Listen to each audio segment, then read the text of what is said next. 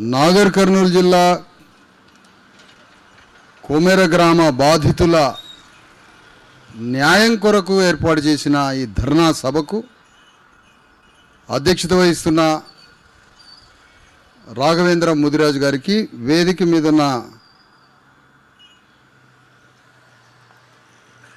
ప్రొఫెసర్లు నాగం కుమారస్వామి గారికి, రామయ్య యాదవ్ గారికి, ప్రొఫెసర్ విమలక్క గారికి, బాలగోని బాలరాజు గౌడ్ గారికి, మాజీ మంత్రి శ్రీనివాస్ గౌడ్ గారికి, ఆర్ కృష్ణయ్య గారు వస్తున్నప్పుడే మార్గమధ్యంలో కళ్ళు తిరిగి పడిపోవడం జరిగింది. వారి వ్యక్తిగత భద్రత ఇక్కడ దాకా వద్దని చెప్తే వారు మధ్యలో ఆగిపోయారు. వారికి, నెల్లికంటి సత్యం సిపిఐ పార్టీ నుంచి వచ్చిన ఎమ్మెల్సీ గారికి, ఇంకా వేదిక మీద ఉన్న దాసు సురేష్ గారికి, బాధిత వర్గానికి, బాధితులైనటువంటి నాగర్ కర్నూలు నుంచి వచ్చిన కొమెర బాధితులు కుటుంబ సభ్యులకు, బీసీ ఎస్సీ ఎస్టీ జేఏసీ ఆధ్వర్యంలో జరుగుతున్న రజక సంఘాల మద్దతు తెలిపిన రజక సంఘాల వివిధ సంఘాల నాయకులందరికీ, రాజ్యం చేతిలో ప్రాణం లేని ఆయుధాల్లాగా, రాజ్యం చేతిలో సొంత అభిప్రాయాలు లేని లాఠీ కర్రలాగా నిలబడ్డ పోలీసులకి,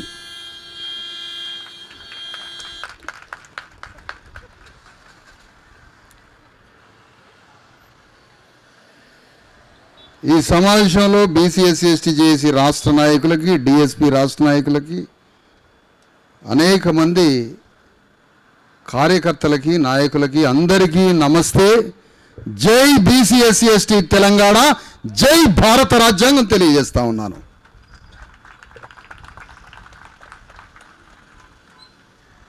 వాస్తవానికి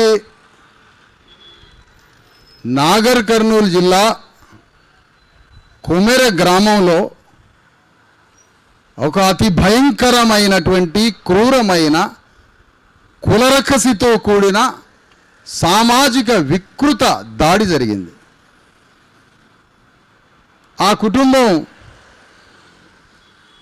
ఓ బట్టలు ఉతుక్కునే చాకలి కుటుంబం. ఆ ఇంటి తల్లి పేరు చంద్రకళ. ఆ చంద్రకళ ఊరు గుడి మెట్లు గడుగుతుంది, గుడిలో ఉన్న బట్టలు ఉతుకుతుంది, గుడికి కావలసిన చాకలి వాళ్ళ తరఫున చేయాల్సిన చాకిరంతా చేస్తుంది. ఆ ఊరు చాకలి తల్లి కాబట్టి. ఆ తల్లి చాలా గొప్ప హృదయం ఉన్న మనిషి.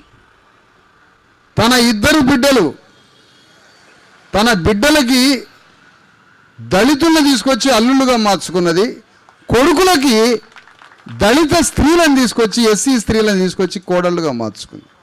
ఇది ఎవడు ఏ భూమి మీద ఒక కుటుంబం మొత్తాన్ని కులాంతర వివాహాలు చేసిన ఆదర్శ తల్లి చంద్రకళ. రక్తమాంసాలు చిందించి కష్టాన్ని నమ్ముకొని బతుకుతున్న ఒక రజక తల్లి. అలాంటి రజక తల్లి తన బిడ్డల్ని తీసుకొని, కుటుంబాన్ని తీసుకొని ఆ గ్రామంలో ఉన్నటువంటి ఒక మల్లన్న దేవాలయం, కుర్మగోళ్ళ ఆధ్వర్యంలో నడిచే ఆ దేవాలయం, ఆ దేవాలయంలో దర్శనానికి పోయింది. అక్కడ దర్శనంలో వీళ్ళని చూసిన ఆ గ్రామ పరిపాలకులు ఉన్నారు కదా, రెడ్లు ఉన్నారు కదా, గ్రామ ఆధిపతి, ఆ ఆధిపత్య వర్గం వీళ్ళ బట్టలు, వీళ్ళ అవతారం, వీళ్ళ కులం, వీళ్ళ రూపాన్ని చూసి, గుణాన్ని చూడలే, రూపాన్ని చూసి గుళ్ళకి రావద్దు, వచ్చేటట్టయితే 100 రూపాయలు పైసలు కట్టాలని. 100 రూపాయల పైసలు కట్టాలి అన్నప్పుడు ఈ కుటుంబం తల వంచుకోలే. దాడి ఎందుకు జరిగిందంటే, కుటుంబం మీద దాడి ఎందుకు జరిగిందంటే పైసలు ఎందుకు కట్టాలి అని కటిక దరిద్రులైన చాకలి వాళ్ళు ఆ రెడ్డిని నిలదీస్తే నా మీదకి ఎదురు తిరుగుతున్నాడు అన్న దాని దగ్గర దాడి జరిగింది. ఎందుకంటే గణేష్ ఒకసారి లేచి నిలబడమ్మా. గణేష్ చూడడానికి ఒక కార్మికుడు, ఒక చాకలి కులస్తుడు అయినటువంటి ఒక కార్మికుడు చూడడానికి ఇట్లున్నాడు. కానీ మొత్తం ప్రశ్నల వర్షం కురిపించిండు అతని మీద. ఇంకా చెప్పాలంటే ఒక మాటలో, ఈ గుడి సాగలోళ్ళ చాకిరితో వెలుగుతున్న గుడిలో నీకెందుకు పైసలు కట్టాలరా అన్నాడు. ఒకటే మాట, ఆ ఒక్క మాటకి ఎదురు తిరిగిండు. అది తిరగడమే కాకుండా అతని యొక్క వికృత మాటలన్నింటినీ ఆ గ్రామంలో ఉన్న వాట్సాప్ గ్రూప్లో పెట్టిన వికృతంగా మా మీద దాడి చేస్తాడు అని. ఆ మాటలు తట్టుకోలేకపోయారు.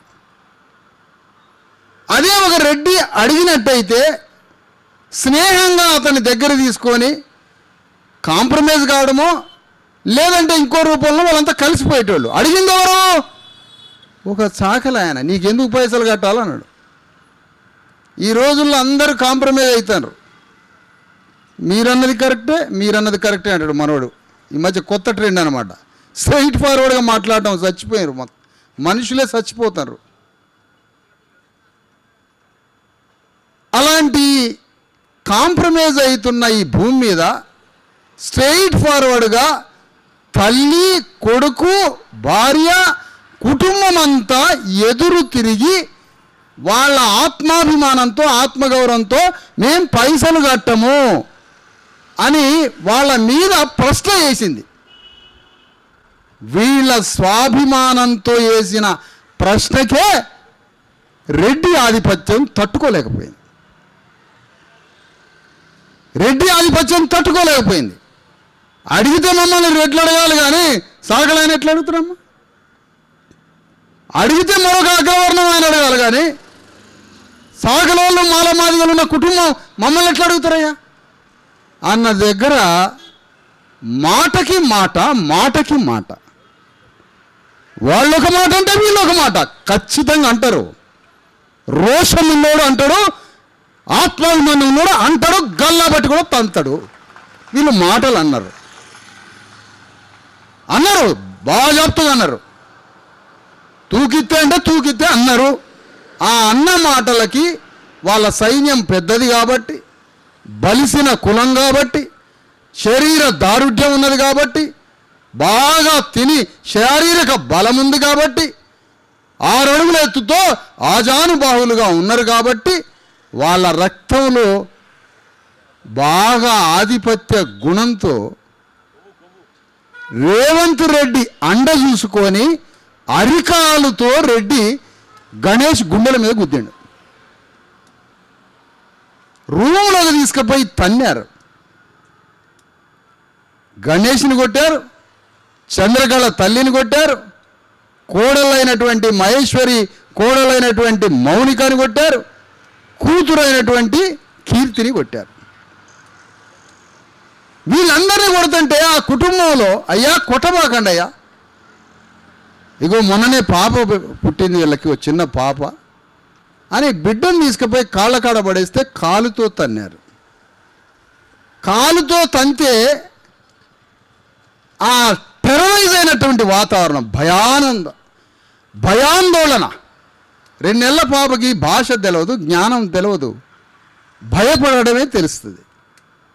ఆ భయంలో జ్వరం వచ్చి పాలు బంద్ చేసి చచ్చిపోయింది 2 రోజులలో. తీస్మార్కాన్ పోలీసులు ఏమంటారంటే ఏడన్నా గాయం తగిలిందా అని అంటారట.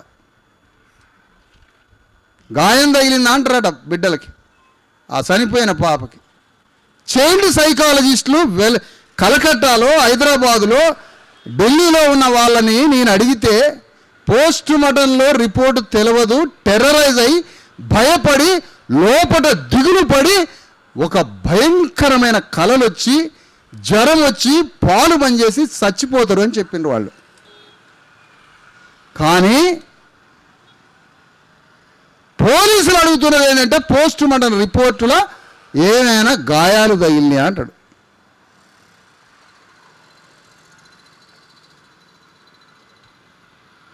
ఈ సందర్భంగా కొట్టాడప్పుడు ఏమని తిట్టారు? సాకలి ముండల్లారా అని తిట్టారు. ఎడిటింగ్ చేసుకునే వాళ్ళు చేసుకోండి, ఉన్నది చెప్తున్నా నేను. సాకలి ముండల్లారా. మరి చాకలి ముండలే లేకపోతే మీరన్న భాషలో వాళ్ళ పనే జరగకపోతే భారతదేశం మురిగి కుళ్ళి చచ్చిపోయేది. ఇప్పుడు దేశమే చచ్చిపోయేది, దేశమే చచ్చిపోయేది, దేహము చచ్చిపోయేది.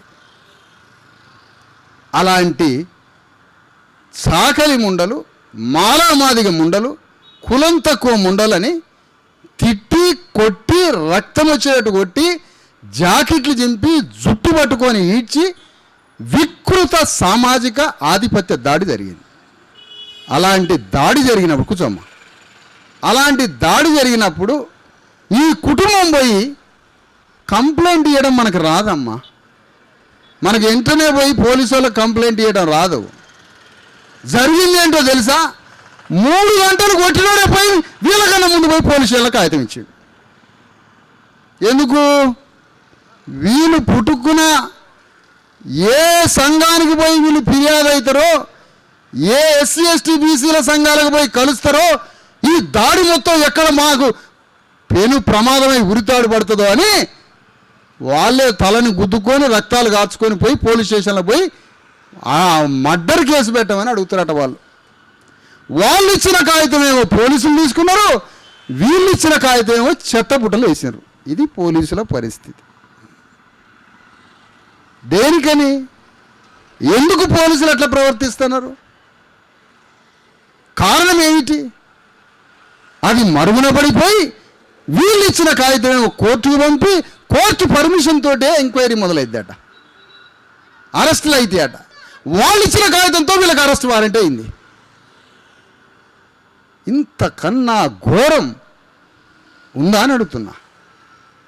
ఆ పోలీసులు 2 రోజులు 3 రోజులు నాంచారు. ఈ 2 రోజులు వీళ్ళు దెబ్బలు తగిలిన తల్లిదండ్రులు వీళ్ళు వైద్యం చేయించుకుంటారు. పాపని భుజం మీద ఎత్తుకున్నారు. 2 నెలలు కూడా పూర్తి కాలే, 2 నెలలు కూడా పూర్తి కాలే. ఇంతవరకు 2 నెలలు కూడా పూర్తిగా అని పాపని భుజం మీద ఎత్తుకొని వైద్యం చేయించుకుంటూ వీళ్ళు తిరుగుతున్నారు. దెబ్బలు తిన్న కుటుంబం అంతా. పాపకి జ్వరం వచ్చింది, మాట లేదు, ఆట లేదు, ఉలుకు లేదు, పలుకు లేదు. జ్వరం వచ్చి పాలు తాగమంటే పాలు తాగట్లేదు. పాప చచ్చిపోయింది పాప. వాళ్ళు పేదవాళ్ళే కావచ్చు, కానీ ఆ కుటుంబానికి ఒక ఆత్మ ఉంటుంది, ఒక కళ ఉంటుంది, ఒక జీవితం ఉంటుంది, ఒక భవిష్యత్తు ఉంటుంది, కన్నీళ్ళు ఉంటాయి. ఆ కుటుంబాన్ని ఎట్లా బతికించుకోవాలో మూడోడైనా పిచ్చోడైనా కులమోడైనా తక్కువైనా ఎక్కువైనా ఒక భవిష్యత్తు ఊహించుకుంటారు భార్యాభర్తలు ఒక దగ్గర కూర్చొని. అదే జీవితం అంటే, అదే జీవితం అంటే. ఆ జీవితంలో రాజ్యం నిప్పులు పోసి కుటుంబాన్ని కాలబెట్టింది అని ఈ సభ తీర్మానం చేసి చెప్తా ఉంది. ఆ కుటుంబం పాపని చంపి చచ్చిపోయింది. చచ్చిపోయిన పాప గవర్నమెంట్ హాస్పిటల్లో ఉంది. వాడు పోస్ట్ మార్టం చేసిండా లేదా తెలియదు, చేస్తే తీసుకుపోయిందని చెప్పింది లేదు, ఏమి రిపోర్టో తెలియదు. ఏముంటుందయ్యా పోలీస్ స్టేషన్ల హాస్పిటల్ కాడ మోకాల మీద కూర్చొని మనోళ్ళు 100 మంది తెచ్చిన మొఖాలు వేసుకొని ఇంత బువ్వ కూడా తినకుండా పోలీస్ స్టేషన్ల హాస్పిటల్ కాడ మన తెలంగాణ బీసీ ఎస్సీ ఎస్టీలు మోకాల మీద కూర్చొని ఉంటారు ఆడ. మన జీవితం అంతా అదే. ఏం బాధో మనకు చెప్పుకోవడం రాదు, బాధతో ప్రభుత్వానికి నివేదించడము రాదు, చట్టం అమలయ్యే విధంగా మనకి ఎవడు లేడు కదా, మనకు నాయకత్వం లేని జాతులు కదా గవర్నమెంట్ హాస్పిటల్ కాడ పడిపోయి ఉన్నారు. ఈ విషయాన్ని తెలుసుకొని వెనువెంటనే నాగర్ కర్నూలు పోయి 1000 మంది ప్రజలతో నాగర్ కర్నూలు నడి రోడ్డుని దిగ్బంధం చేసి పారేసిన అర్ధరాత్రి పూట. పోలీసులు వచ్చారు ఆడికి, పోలీసులు వచ్చారు పాపం.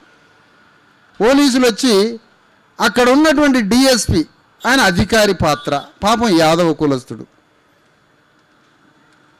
కులస్తుడు.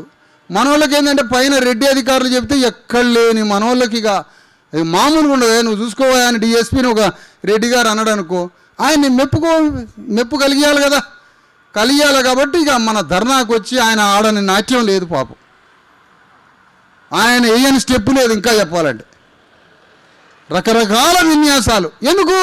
పైన దొరగారిని తృప్తిపరచాలి. వీర్లపల్లి శంకర్ పైన దొరగారిని తృప్తిపరచాలి. బండిసి మీలేసుకొని తిప్పుకుంటాం మనం. కొద్దిగా ఒక మాట చెప్తే రకరకాల నాట్యాలు డిఎస్పి గారు. పాపం డిఎస్పి గారికి వచ్చేదే ఉండదు. డిఎస్పిని ఎట్లా ఇరికియాలి రెడ్డి గారు ఆలోచిస్తూనే ఉంటారు. ప్రమోషన్లో నాతో సమానంగా వస్తాడా ఈ డిఎస్పి? ఏమో ఈ ధర్నాలు ఇవన్నీ ఒప్పచెప్తే ఏమన్నా ఒక్కడు ఇరుక్కుంటాడు, సర్వీస్ మ్యాటర్లో డ్యామేజ్ అయింది. రెడ్డి గారికి డిఎస్పి గారికి ఇద్దరికి ఏఎస్పీఓ డిఎస్పి నుంచి ఎస్పీ ప్రమోషన్ కాడ ఈ ధర్నాలు మనతో అడ్డుకున్నోడికి ప్రమోషన్ అయిపోద్ది. ఈ వల్ల ఆయన మెడకు పడుతున్న సంగతి తెలియదు పాపం డిఎస్పి. నేనే చెప్పిన, నీ మెడకు పడుతుందిరా బాబు, ఇది మొత్తం నీ మెడకు పడుతుందని చెప్పి. అంటే నువ్వు నన్ను కొడుతున్నా కూడా నేను రక్షించాలనుకున్నా నేను. అది మా కమిట్మెంట్. వీర్లపల్లి శంకర్ని కూడా ఏమన్నావు, ఈయన మా సాకలి కులంలో పుట్టిన ఆయన్ని మా మీదకి దోషిండు, రెడ్డి దొరలే దోషిండ్రు. పాపం ఈ మధ్య రెడ్లకి బాగా తెలివితేటలు వస్తున్నాయి. రాజశేఖర్ రెడ్డి ఒక్కడు తెలివిచ్చిండు, రాక వచ్చిండు. చంద్రబాబు నాయుడు నుంచి పాఠాలు నేర్చుకొని వచ్చిండు. పాపం వచ్చిండు, బాగానే రెడ్లకి తెలివితేటలు వచ్చినాయి. మధ్యలో గ్యాప్ ఏర్పడ్డాక మంచి సాగు తెలివితేటలు వస్తున్నాయి ఇప్పుడు రేవంత్ రెడ్డితో రెడ్లందరికీ. సరే, అంతవరకు బాగానే ఉంది. అక్కడ పోలీసులు ధర్నా దగ్గరికి వచ్చి ఏమంటారంటే డిఎస్పి గారు, ధర్నా నుంచి మీరు లేవండి అంటాడు. ఎందుకు లేవాలి? నేను ఎందుకు కూర్చున్నా ధర్నాలో నేను ఎందుకు కూర్చున్నా? ప్రభుత్వం మీద ప్రెషర్ ఇవ్వాలని, రాజ్యం మీద మా శక్తిని ప్రెషర్ ఇవ్వాలని. ఎందుకు? ప్రభుత్వం అంతా అది ఆగిపోయి అస్తవ్యస్తమైపోయి ఏదో ఒక సమాధానం కోసం ప్రెషర్ తప్ప మా దగ్గర పవర్ లేదయా, పవర్ లేదు మా దగ్గర, ప్రెషరు. అట్లానే మా ప్రెషరు అన్కాన్స్టిట్యూషన్ కాదు, అన్డెమోక్రాటిక్ కాదు, డెమోక్రాటిక్ ప్రెషర్ ఇచ్చినాం. మొత్తం మీదేసుకున్నాడు డిఎస్పి. ఆడికి ఎస్ఐ వచ్చినాడు వీళ్ళని గుంజుకపోయినోడు అని. ఇక ఆ ఎస్ఐ చంపలే బాత్యం ఎట్లా ముఖమంతం మాడిద్దో డిఎస్పి భుజం చాటం దాక్కుంటాడు పాపం ఆడపిల్లలాగా. అప్పటిదాకానే వీళ్ళ మీద శైర్య విహారం చేసిండు. మన ధర్నా చూసి అటు పోతుండు, పక్కలేమట్టి పోతే తీసుకొని వచ్చిన, నిలబడు, మీకు అబద్ధాలు ఆడటం కూడా రావట్లేదు మీకు అని నిలబడి వాళ్ళిద్దరు నిలబెట్టి, ఏంది బాబు మరి మీ యూనిఫామ్ ఇప్పి ఆడబడేస్తే నేను నిప్పు పెడదాం అనుకుంటున్నాను మీ యూనిఫామ్కి. ఎందుకు నీకు యూనిఫామ్ అంటే సామ్రాట్ అశోక చక్రవర్తి సింబల్ ఉందయా యూనిఫామ్ మీద. అలాంటి అశోక చక్రవర్తి ఉన్నటువంటి సింబల్ ఉన్న యూనిఫామ్తో నీ దగ్గర సత్యం లేదు, ధైర్యం లేదు, నీతి లేదు, నిజాయితీ లేదు, ఆత్మ లేదు, నీది జీవితమే కాదు. ఎందుకయ్యా నీకు యూనిఫామ్? ఆడబడే పెట్రోల్ పోసి నిప్పు పెడతా అని చెప్పిన. ఎందుకు నాన్న నీకు యూనిఫామ్? సామ్రాట్ అశోక చక్రవర్తి యూనిఫామ్ వేసుకుంటావు నువ్వు. ఎంత ధైర్యం ఉండాలి నీకు? పోలీస్ అకాడమీలో ఏం ట్రైనింగ్ ఇచ్చారు మీకు? సత్యం దగ్గరికి పొమ్మనరా, అసత్యం దగ్గరికి పొమ్మనరా, ధర్మం దగ్గరికి పొమ్మనరా, అధర్మం దగ్గరికి పొమ్మనరా, ఎక్కడికి పొమ్మనరని పోలీసుల యూనిఫామ్ తీసిపారేయమని చెప్పిన ఆత్మ లేనివాడికి ఏముంటుంది? నువ్వు ఏదంటే ఏంది? ఈ మాట అంటున్నాడు పోలీసు అని నవ్వుతున్నాడు పాపం. అదే నవ్వుతా ఉన్నాడు. బానిసకి ఎన్ని మాటలు అన్నా కూడా బానిసకి అర్థం కాదు పాపం, వాళ్ళకి అర్థం కాదు. మొత్తానికి అది జరిగిపోయినాక ఇక డిఎస్పి గారు ఏమంటాడంటే, మీరు లేవాలి సార్ అంటాడు. నేను లేవను, నువ్వు ఏం చెప్తావో చెప్పు అంటే, మీరు రండి మళ్ళీ మేము మొత్తం ఎఫ్ఐఆర్ మళ్ళీ రాస్తామన్నారు. డిమాండ్ చెప్పిన మర్డర్ కేసు నమోదు చేయాలి, చంపారు బిడ్డని, పోస్ట్ మార్టం రిపోర్ట్ రావాలి అన్నాడు. ఏమొస్తుందా పోస్ట్ మార్టంలో? 2 నెలల కూతురికి ఏమొస్తుంది? Post mortem. నువ్వు ముందు నమోదు చేయి, విచారణ ఏం జరిగిద్దో. నమోదు లేదు. మర్డర్ కేసు నమోదు చేస్తావా అంటే అటు ఇటుగా చెప్పిండు. అటెంప్ట్ మర్డర్ నమోదు చేస్తావా? అదొక్కటే అంటాడు. అట్రాసిటీ అంటావా? సరే చూద్దాం అన్నాడు. ఏది స్పష్టంగా చెప్పట్లే. ఆడవాళ్ళ మీద అబ్యూజింగ్ చేసి జగన్ గురించి జాకెట్ గురించి మొగోళ్ళు కొట్టారు కదా. మరి రెడ్డి గారి పాప రోడ్డు మీద ఇక్కడ దిశ చనిపోయింది. ఎమ్మటే ఆయనకు అక్కడ చేరారు నజార్, వారి పేరేంటి, సజ్జనార్ గారు అక్కడ చేరారు. వారు చేరి గన్ను తీసుకొని ఫట ఫట ఫట ఫట ఫట అని కూలీనాలి పని చేసే రక్తం చిందించే 6 పోరాలను చంపాడు. సజ్జనార్ బాయ్, ఇంకో నువ్వు 5-10 ఏళ్ళు ఉండాలి మేము రాజ్యం వచ్చాక. నీ గన్నుతోటే కాల్పిస్తా, మొత్తాన్ని నీ గన్నుతోటే కాల్పిస్తా నేను ఫ్యూచర్లో. నువ్వు ఉండాలి 5 ఏళ్ళు కాదు 10 ఏళ్ళు ఉండాలి. నీ పిస్టల్కే పని చెప్తా, నేనే పని చెప్తా. నీ గన్నుకి పని చెప్పే రోజులు వస్తున్నాయి. నువ్వు సర్వీసులో ఉండు. సజ్జనారులాగా ఎవరన్నా ఉండాలనుకున్నా ఉండండి. ఈయన రిటైర్ అయినా ఆయనకి నేను పని చెప్తా. టైం ఉన్నదాగండి. పగ ప్రతీకారాలతో బతకడమే ఆత్మగౌరవ జీవితం. పగ లేకపోతే ప్రతీకారం లేకపోతే ఆడ బడి సావరాదు. బండి కింద పడి ఇంటిందాక సావరాదు. బావర్చిలో బిర్యానీ సావు లాస్ట్కి పోయి. దాని మీదగా మన దృష్టి అంతా బావర్చి ఏమీ ఉంది అదే. అందుకనే లాస్ట్కి పోలీస్ స్టేషన్కి 6 గంటల ధర్నా చేశాక మేము ఆ కేసులు పెడతాం ఈ కేసులు పెడతాం అని 3 గంటలు తీసుకుపోయారు పోలీస్ స్టేషన్ రోడ్డు మించి. తీసుకుపోయిన తర్వాత రోడ్డు మీద నుంచి ఆ ధర్నా నుంచి పోయే ముందు ఎస్పీ గారు ఫోన్ చేశారు. ఏమిటి బ్లాక్మెయిల్ చేస్తున్నారా మీరు? ఆయనకి తెలుగు రాదట. ఏమిటి బ్లాక్మెయిల్ చేస్తున్నారా అంటాడు ఆయన. పాపం ఈ ఎస్పీలకి ఏం జ్ఞానం ఉంటుందో, వాళ్ళు పిచ్చోళ్ళు మంచోళ్ళు లేదా అది రాహుల్ గాంధీ బ్యాచ్ మనకు తెలియదు, పూర్తిగా తెలియదు క్లియర్గా.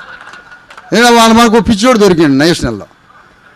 మీరు ఏమిటి బ్లాక్మెయిల్ చేస్తున్నారా నాకు అంటాడు.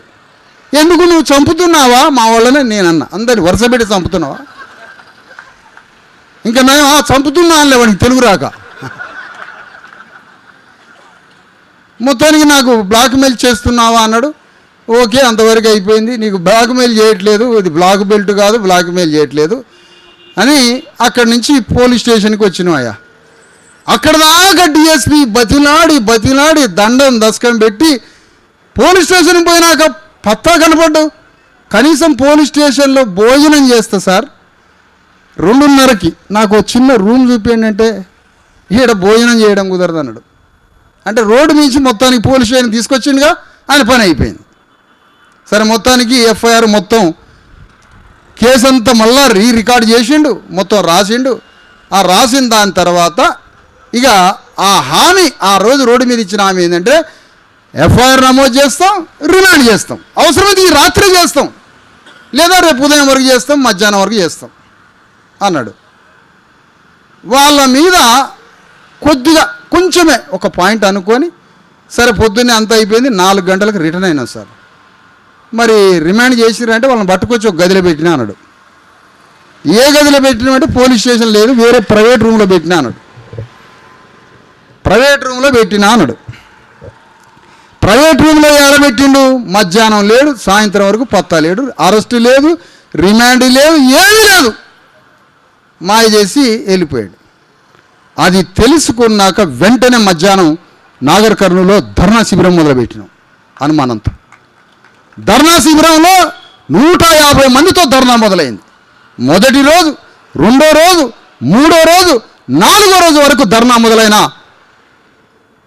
అరెస్ట్ లేదు, రిమాండ్ లేదు, ఏమీ లేదు. ఎందుకు ఎట్లా రిమాండు? ఏదో పైనుంచి శక్తి వస్తుంది పోలీసు వాళ్ళ మీదకి. ఇప్పుడు నేను ఒకటి ప్రూవ్ చేయబోతున్నా మీ మీద. సబ్ ఇన్స్పెక్టరు, హౌస్ ఆఫీసరు ఎవరైతే నా బాధిత వర్గం మీద దాడి చేసిండో క్రూరంగా, మానవుడి మీద ఒక మానవుడు బలప్రయోగం చేసి ప్రేమని, శాంతిని, మానసిక సోదర భావాన్ని, కాన్స్టిట్యూషన్ ఆలోచన తీసి బలప్రయోగం చేసిన ఆటవిక క్రూర ఆధిపత్య కులలక్కసితో నా వర్గం మీద ఎవడైతే దాడి చేసిండో వాడిని అరెస్ట్ చేయడానికి ఎస్ఐ పోలే, వాడిని తీసుకొచ్చి జైల్లో పడేయడానికి ఎస్ఐ పోలే. మమ్మల్ని ఎట్లయితే నిలబెడతాడో పోలీస్ స్టేషన్లో రెడ్డిని నిలబెట్టే దమ్ము లేని వెధవ పోలీసులు నడుస్తున్నారు ఇక్కడ. మాలా మాదిగోళ్ళని బీసీలను నిలబెడతావు, వాని వైపు కూడా కళ్ళతోటి చూడలేవు, నీకు ఆ కల్చర్ నేర్పట్లే. ఒక పోలీసు వాడి ప్రవర్తనతో, ఒక అన్నం మెతుకు ఉడికిందా లేదా చెప్పినట్టుగానే ఒక పోలీసు వాడి ప్రవర్తనతో ముఖ్యమంత్రి గుణగణాలు చెప్పొచ్చు. That is politics. ఒక పోలీసుని ఎవరన్నా తెలంగాణ స్టేట్లో ఒక పోలీసు యొక్క వైఖరిని చూడు, దాని చీఫ్ మినిస్టర్ యొక్క మెంటాలిటీ చెప్పొచ్చు. అంతే. అది జ్ఞానంతో పోతే దొరుకుతారు అంతా. ఎస్ఐ ఆ పని చేయలే.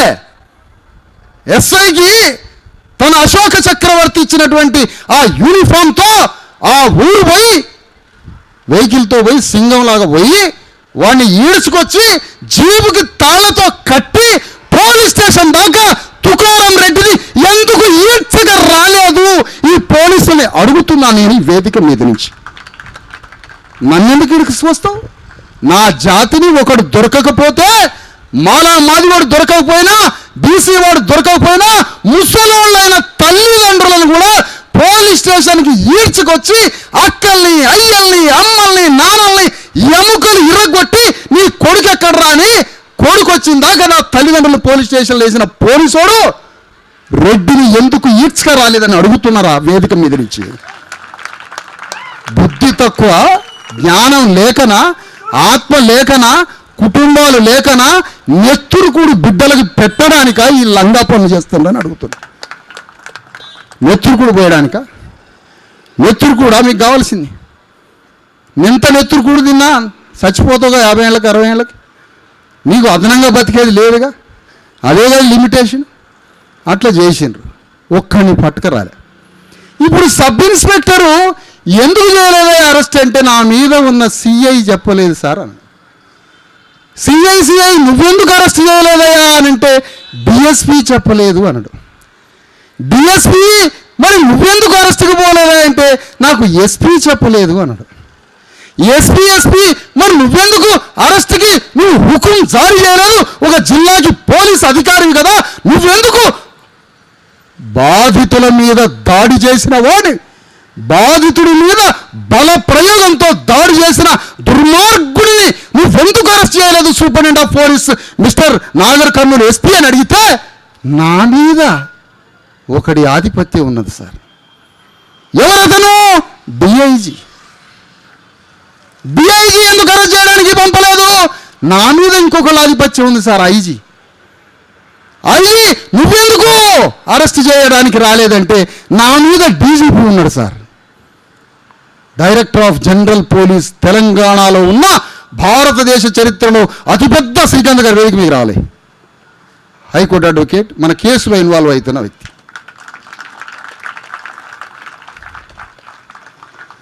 ఇక్కడ చాలా కథ వినాలి మీరు. లైను డీజీపీ గారు భారతదేశంలో అత్యంత బలమైన తెలంగాణ పోలీసులకి ఒక అధిపతి డీజీపీ గారు. అంటే డీజీపీ గారు నుంచి ఆదేశం ఐజీ గారికి, అడిషనల్ డీజీ గారికి రాలేదు కాబట్టి, అడిషనల్ డీజీ ఐజీకి చెప్పలేదు కాబట్టి, ఐజీ డిఐజీ చెప్పలేదు కాబట్టి, డిఐజీ ఎస్పీకి చెప్పలేదు కాబట్టి, ఎస్పీ డిఎస్పీకి చెప్పలేదు కాబట్టి, డిఎస్పీ సిఐకి చెప్పలేదు కాబట్టి, సిఐ ఎస్ఐకి చెప్పలేదు కాబట్టి, ఎస్ఐ కానిస్టేబుల్కి చెప్పలేదు కాబట్టి, తుకారం రెడ్డిని ఆ కొమెర గ్రామ రెడ్లని టచ్ కూడా చేయలేదు. నేనెక్కడికి పోవాలి మరి ఇప్పుడు? ఇక నాగర్ కర్నూలులో 3 రోజుల దాడి తర్వాత, 3 రోజుల ధర్నా తర్వాత ఒక్కడు వీళ్ళని బలకరించిన వాళ్ళు లేడు. రోడ్డు మించినైతే లేపినరు. అనేక సంఘాలు వచ్చినాయి నాగర్ కర్నూలు, ఆడ మంచిగానే ధర్నాలు చేశారు, మంచి మనస్ఫూర్తిగా ధర్నాలు చేసే వాళ్ళు చేశారు. ఓ పచ్చి బోకర్ నా కొడుకు కూడా అక్కడికి వచ్చి ఒకటి ధర్నా చేసిండు. సరే వాని సంగతి పక్కన పెడదాం. వాడి నోట్లో నేనే చేయబెట్టి వాడి కొండ నాలుక పీకుతా, 4 రోజులు ఆగండి. నోట్లో చేయబెట్టి వాడి నాలుక పీకుతా, ఒక బోడు తిరుగుతాడు, నేనే పీకుతా వాడి నాలుక. ఆ అవకాశం ఎవరు తీసుకోదా ప్లీజ్, అదొక రిక్వెస్ట్ చేస్తాను నేను. అది నా పేటెంట్ రైట్, వాడి కొండ నాలుక పీకటం నాదే పేటెంట్ రైట్. అలాంటి బోడు వచ్చిండు, వాడి పక్కన పెట్టండి వాడిని. ధర్నాలు చేశారు, మనసున్న మహారాజులు వచ్చారు, ధర్నాలు చేశారు, బాగానే ఉంది, అది పోయింది, అంతవరకు బాగానే ఉంది. ఇది ఎంతకీ అరెస్ట్ కావటంలే, రిమాండ్ లేదు, జైలు లేదు, హాయిగా వాళ్ళు తిరుగుతూనే ఉన్నారు. తిరిగేటోళ్ళు ఏం చేశారంటే ధర్నా శిబిరం ఇన్ని రోజులు నడుపుతూ మా ఇజ్జత్ పోతుంది, పోలీస్ డిపార్ట్మెంట్ది మా ఇజ్జత్ పోతుంది. ఎందుకు? ప్రపంచానికి తెలిసిపోయింది. ఈరోజు లండన్లో, అమెరికాలో ధర్నా చేస్తున్నారు పసిబిడ్డ కోసం. ఫలానా ఫలానా ఫలానా ఉద్యమం, ఫలానా వాళ్ళు చేసిన ఉద్యమం అని లండన్లో మొదటిసారిగా విదేశాల్లో కమ్మారెడ్ల సంఘాలని దాటుకొని లండన్లో, అమెరికాలో ఉన్న బీసీ ఎస్సీ ఎస్టీలు ఒకటై ఈ పాపకండగా నిలబడ్డారు. గ్లోబ్ మొత్తం, భూగోళం మొత్తం, భూగోళం మొత్తం. దాని చెరుకు రాజు నా నోట్లో పోయిండా?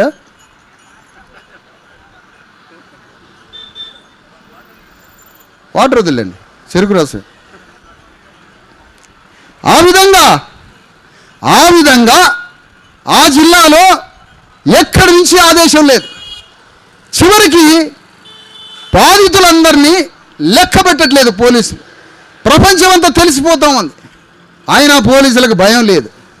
ఇక వాళ్ళు ఏం నిర్ణయించుకున్నారంటే, అమ్మ ధర్నా వీళ్ళే చేస్తారా, ధర్నా దాడి చేసిన రెడ్లతో కూడా చేపిస్తే ఏం ప్లాన్ అయ్యే వీళ్ళది అని జ్ఞానవంతులైన మనసున్న రెడ్ల గురించి మాట్లాడలే. ఖమ్మం భూదాన యజ్ఞంలో రాజేందర్ రెడ్డి అని మొత్తం అణగారిన వర్గాలకి భూములు అందించిన మేధావి, మానవతావాదినుడు. అలాంటి వాడు పక్షాన నిలబడతాం బీసీ ఎస్సీ ఎస్టీలమంతా. కానీ అలాంటి ఒకడో ఇద్దరు మంచోళ్ళకి వస్తుంది కదా చెడ్డ పేరు. ఈ బడ్లు వల్ల, ఈ బడ్లు బైరాగుల వల్ల వాళ్ళకు వస్తుంది కదా. హైకోర్టు, సుప్రీంకోర్టు పైన జీవన్ రెడ్డి అడ్వకేట్ జడ్జి, ఆయన గొప్ప మనసున్నాడు కదా.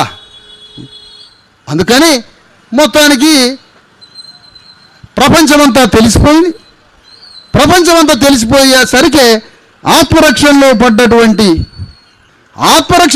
రెడ్లంతా ఆ ఊరు పోయి వాళ్ళతోటి ఒక ధర్నా ర్యాలీ పెట్టించాలని, వాళ్ళతో ధర్నా పెట్టియాలనుకున్నారు. అంటే ఇది మన ధర్నా, అటు వాళ్ళ ధర్నా, రెండింటి మధ్య 144 సెక్షన్ పెట్టి భయానక వాతావరణం చేసి ధర్నాని కూలగొట్టి, శిబిరాన్ని కూలగొట్టి 144 సెక్షన్ పెట్టి మొత్తానికి ధ్వంసం చేయాలనుకున్నారు మన ఉద్యమాన్ని. ఇది గమనించి రాత్రే 7 గంటల వరకు ధర్నా ముగించుకొని కుటుంబ సభ్యులను మొత్తాన్ని కార్లు తీసుకొని హైదరాబాద్ తీసుకొని రావడం జరిగింది. ఎమ్మడే డిఎస్పీ ప్రెస్ మీట్ పెట్టి విశారదలు కిడ్నాప్ చేసి వేసుకొని పోయినాడట. కిడ్నాప్ వాళ్ళని ఎందుకు చేస్తాం? ఆ చేతి నిన్ను చేస్తాం కానీ కిడ్నాప్ నా కుటుంబ సభ్యులు నీ ఆధీనంలో ఏమైనా ఉన్నారా, నీ కంట్రోల్లో ఏమైనా ఉన్నారా? నేను తీసుకొని వచ్చిన. ఎందుకు? నువ్వు నా వర్గానికి, నా బాధిత వర్గానికి నువ్వు రక్షణ కల్పించకుండా డిస్టర్బ్ చేస్తున్నావు కాబట్టి తీసుకొని వచ్చి ఆ రోజు 10:30కి 11 గంటలకి ప్రెస్ మీట్ పెట్టి, అయ్యా డీజీపీ గారిని కలవడానికి నేను తీసుకొచ్చుకున్నా, ఏమైనా పోలీసులకు అసౌకర్యం కలిగితే చింతిస్తున్నానని చెప్పి పొద్దునే డీజీపీ గారి దగ్గర తీసుకొని ఆర్ కృష్ణయ్య గారిని, హైకోర్టు ఉమ్మడి హైకోర్టు జడ్జి ఈశ్వరయ్య గారిని, పెద్దలందరినీ తీసుకొని పోయి ఎక్కడికి డీజీపీ గారిని కలవడానికి పోయాను. అప్పుడు జాగృతి కవిత గారు కూడా డీజీపీ దగ్గరికి వచ్చారు. సంతోషం, అభినందనలు. డీజీపీ గారి దగ్గరికి పోయిన తర్వాత అక్కడ కూర్చున్నా.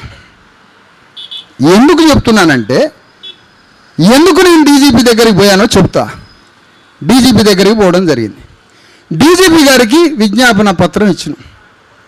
అనేక తెలంగాణ విషయాలు మాట్లాడిండు, చాలా విషయాలు మాట్లాడిండు. మొత్తం మాట్లాడిన తర్వాత అక్కడ డీజీపీ గారు వారి ముందు చెప్పిన ఎస్సీ ఎస్టీ అట్రాసిటీ ఏదో అంటాడు ఆయన.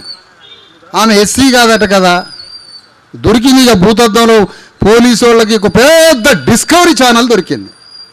అవునయ్యా, ఆమె పుట్టింది, పాప తల్లి పుట్టింది ఒక బీసీలకి,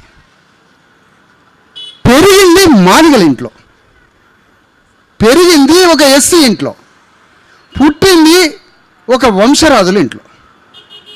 ఓకే, పెరిగిన వాతావరణం చిన్నప్పుడే పెరిగితే తాను ఏం చెప్పుకోవాలా? ఆ చిట్టి తల్లి, చిన్నారే తల్లి ఏమని చెప్పుకోవాలంటున్నా? ఆ పెరిగిన ఆ సమయంలో, ఆ వయసులో ఆమె ఏం చెప్పుకుంటుంది? నా కులం ఆ వయసులో తెలుస్తుందా? చిన్న తల్లికి అప్పుడు తెలియదు. అట్లనే పెరిగింది. కానీ ఒక సుప్రీంకోర్టుది ఉంది ఆర్డర్, తాను పెరిగిందే. సరే అది కూడా తీసేవాయా, అది కూడా తీసేయి ఆమె పుట్టింది బీసీలకి, ఎస్సీ ఇళ్లలో పెరిగింది, అది కూడా అప్లై కాదన్నాం. మరి రెండో అమ్మాయి ఉందిగా, ఇంకో కోడలు ఉంది కదా, ఆ ఇంకో కోడలు కూడా బయట నుంచి వచ్చినటువంటి ఒక ఎస్సీ మాల కులస్తురాలు కదా. మరి ఆమె జాకెట్లు దింపి ఆమెను కూడా కులం పేరుతో తిట్టి కొట్టి కర్రలు తీసుకొని దాడి చేశారు కదా. మరి ఎస్సీ ఎస్టీ అట్రాసిటీ ఇంప్లిమెంట్ కావాలిగా డీజీపీ గారు అంటే మౌనంగా ఉన్నాడు. సమాధానం లేదు. సమాధానం లేదు. సమాధానం లేనప్పుడు అక్కడ సమాధానం ఇవ్వలేకపోయాడు. మరి సార్ అబ్యూజింగ్ మహిళల మీద దాడి చేసి, పురుషులే దాడి చేసి కొడితే వాళ్ళ మీద మహిళా సెక్షన్స్ అమలు కావా సార్? మాలాంటి లేబర్ని బీసీ ఎస్సీ ఎస్టీ కూలీనాలు చేసుకునే వాళ్ళని కొడితే మహిళా సెక్షన్స్ అమలు కావా? అగ్రకుల స్త్రీల మీద జరిగితేనే అమలైతాయా? దానికి సమాధానం లేదు. మర్డర్ కేసు ఎందుకు పెట్టరు సార్? ముందు ఆరోపణలు పెట్టి విచారణ తర్వాత ముందు మర్డర్ కేసు పెట్టాలి కదా. అంటే పోస్ట్ మార్టం రిపోర్ట్ రావాలి. అంటే మహిళా section better, murder case better, atrocity act better. ఏం పెట్టిర్రు? Attempt to murder. మీరు ఈ 3 చట్టాలు 3 సెక్షన్లు పెట్టాలి, ఇమీడియట్గా వాళ్ళని రిమాండ్ చేయాలని డీజీపీ గారికి చెప్పి మేమంతా బయటికి రావడం జరిగింది. డీజీపీ గారు ఎలాంటి తృప్తికరంగా మాకు హామీ ఇవ్వలేదు, విచారిస్తున్నామని చెప్పాడు, విచారించి న్యాయం చేస్తామన్నాడు. అయినా మిమ్మల్ని నమ్ముతున్నాం అన్న. ఇవాళ 6వ రోజు, రేపటికి వారం రోజులు గడుస్తున్న డీజీపీ నుంచి ఒక్క కదలిక లేదు. మరి ఈ 4 రోజులు ఏం చేసినాం? 5 రోజులు హైదరాబాద్లో ఉమెన్ కమిషన్ని, చైల్డ్ ప్రొటెక్ట్ కమిటీని, మానవ హక్కుల హెచ్ఆర్సీని అందరి దగ్గరికి పోయి చెప్పిన విషయం అంతా. హైదరాబాద్లో ఉన్న అనేక మంది రకరకాల ఉద్యమకారులు, సంఘాలు, పార్టీ నాయకులు వాళ్ళని వచ్చి కలిశారు. వాళ్ళు కొంతమంది దగ్గరికి పోయారు, వీళ్ళు వచ్చారు, అనేక మంది వచ్చి వాళ్ళ సంఘీభావం తెలిపారు.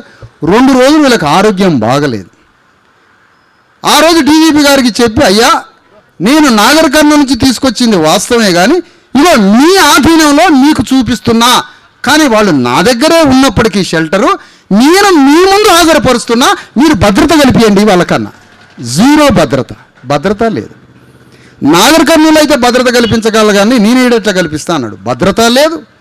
వాళ్ళకి పెట్టినట్టు మేము అడిగిన సెక్షన్లతో రిమాండ్ చేసింది లేదు. డీజీపీ గారి నుంచి ఎలాంటి లేదు. ఇప్పుడు నేనేమనుకున్నానంటే, జాగ్రత్తగా వినాలి మీరు.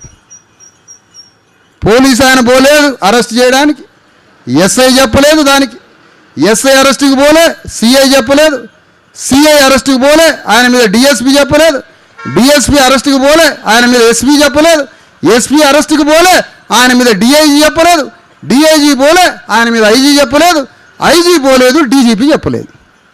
మరి డీజీపీ బాధిత వర్గం యొక్క ఘోష విన్న తర్వాత నిందితులు దుర్మార్గులని తేలిపోతున్నా డీజీపీ ఎందుకు అరెస్ట్కి ఆదేశించలేదంటే, డీజీపీకి రేవంత్ రెడ్డి చెప్పలేదని రుజువు అవుతున్నది. ఎందుకంటే డీజీపీ రేవంత్ రెడ్డి చెప్తే వింటాడు, ఆయన వింటాడు. రేవంత్ రెడ్డి గారు చెప్పాలి. పాపం రేవంత్ రెడ్డి గారు ఏదో బైబిల్లో ఒక సామెత ఉంది, వాడు లోకమంతను జయించను ఆత్మను కోల్పోయాను అన్నది. ఈ రేవంత్ రెడ్డి అంతగా జయిస్తాడు కానీ ఆత్మలే కోల్పోయాడు. పాపం ఆత్మను కోల్పోయాడు. టెన్షన్ తిరుగుతున్నాడు పాపం. ప్రపంచమంతా తూ అని ఊస్తుంది తెలంగాణ రాష్ట్ర ప్రభుత్వాన్ని. చచ్చిపోయినావు నువ్వు ఆల్రెడీ. పాప డెత్ అయిన రోజే డెత్ అయిపోయినావు నువ్వు. పాప చచ్చిపోయిన రోజే నైతికంగా తెలంగాణ గవర్నమెంట్ డెత్ చచ్చిపోయింది.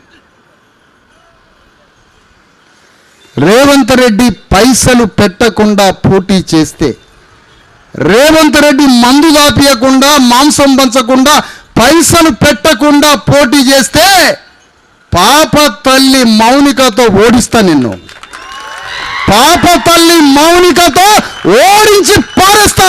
నువ్వు పైసలు పెట్టకుండా రా, నువ్వు బయటికి ఎన్నికల్లో ఓడిస్తా. పాప తల్లిని తీసుకుపోయి ఎన్నికల్లో నిలబెట్టి. ఏమనుకుంటుండ్రు? ప్రజాస్వామ్య సుగంధం నుంచి పుట్టిన ఉద్యమం మాది. అంబేద్కర్ గుండెల నుంచి పుట్టుకొచ్చి కాన్సీరాం ఖడ్గం తిప్పాలనుకుంటున్న తెలంగాణలో. ఏం రాజ్యం నీ రాజ్యం? ఏం రాజ్యం? బడ్డు రాజ్యం. ఏం రాజ్యం అంటే గుంపు మేస్త్రివా కంపు మేస్త్రివా నువ్వు? అసలు ఇది రాజ్యం అనేది వల్లకాడ. ఆఫ్టర్ ఆల్ ఎఫ్ఐఆర్ చేసి రిమాండ్ చేసే ధైర్యం లేదు నీకు. ఒక ముఖ్యమంత్రి తుకారాం రెడ్డిని అరెస్ట్ చేయలేనాడు, నువ్వు ఒక ముఖ్యమంత్రివా? డేరుండాలి, మనిషికి ధైర్యం ఉండాలి. ముఖ్యమంత్రి అంటే హ్యుమానిటీ ఉండాలి, క్రియేటివిటీ ఉండాలి, ధైర్యం ఉండాలి. 3 లక్షణాలు ఉన్నాడు ముఖ్యమంత్రి. నీకు క్రియేటివిటీ లేదు, ధైర్యం లేదు, మానవత్వం అంతకన్నా లేదు. మరి నీ పనేంటి? మేనేజ్మెంట్ చేయడం, పైసలు పంచడం, అబద్ధాలు ఆడడం, యాంటీ కాన్స్టిట్యూషన్ మిషన్ మైండ్ అనేది, రాజ్యాంగ వ్యతిరేక శక్తివి నువ్వు. కేసీఆర్ గుణం, చంద్రబాబు నాయుడు గుణం, రాజశేఖర రెడ్డి గుణం 3 మిక్సీలో వేస్తే బయటకు వచ్చే దొంగే రేవంత్ రెడ్డి. ఇది నేను ముఖ్యమంత్రి ఆయన అయినాక చెప్పిన ఎమ్మటే తెల్లారి చెప్పిన వస్తున్నాడు ఇట్లా క్యారెక్టర్ ఒకటి వస్తుందని. ఎందుకు ఆ ముఖ్యమంత్రి పీఠం? పేదవాడికి గౌరవాన్ని ఇవ్వలేని వాడు, పేదవాడికి అన్నం పెట్టి పేదవాడిని గౌరవించి అతన్ని దేవుడిగా చూడలేని రాజ్యం ఎందుకు అంటున్నా.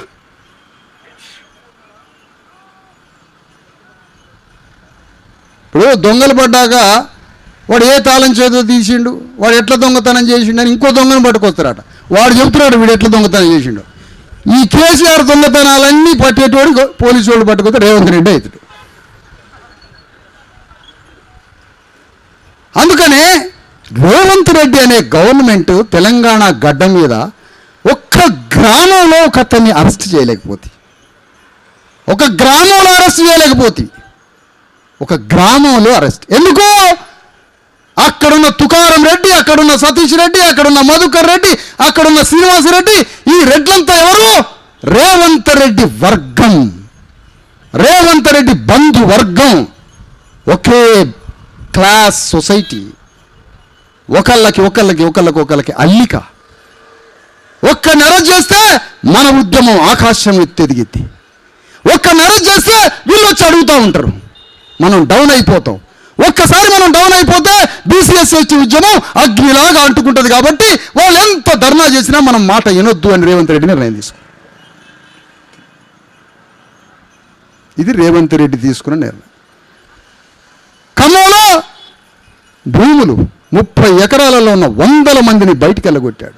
ఎట్లా వెళ్ళగొట్టాడో తెలుసా? సంటి బిడ్డలు చిన్నపిల్లలు ఉన్న ఇంటి మీద జేసీబీ ప్రొక్లైన్ ఇంటి మీదకి వచ్చి ఇట్లా ఇంటిని భస్వం చేసి బూడిద చేశారు, వస్తువులతో సహా. 100లాది ఇండ్లు. ఆ ప్రొక్లైన్ ఎవరు? డ్రైవర్ని కొడతారా? ప్రొక్లైన్ డ్రైవర్ని కొడతారా? కుక్క మీద రాయేస్తే కుక్క రాయి మీదకి రాదు. కుక్క దేని మీదకి వస్తుంది? రాయి వేసినోడి మీదకి వస్తుంది. ఇప్పుడు ప్రొక్లైన్ డ్రైవర్ నా మీరు అడిగేది? ప్రొక్లైన్ జేసీబీని పంపిన రేవంత్ రెడ్డి దీనికి బాధ్యుడు. రాజ్య స్వభావానికి అధిపతి అతను, ఈ రాజ్యానికి యజమాని అతను. ఆ విధంగా రేవంత్ రెడ్డి అరెస్ట్ చేయట్లే, రిమాండ్ చేయట్లే. ఎక్కడ చేయట్లే? కర్ల రాజేష్ విషయంలో చేయట్లే, ఇక్కడ చేయట్లే.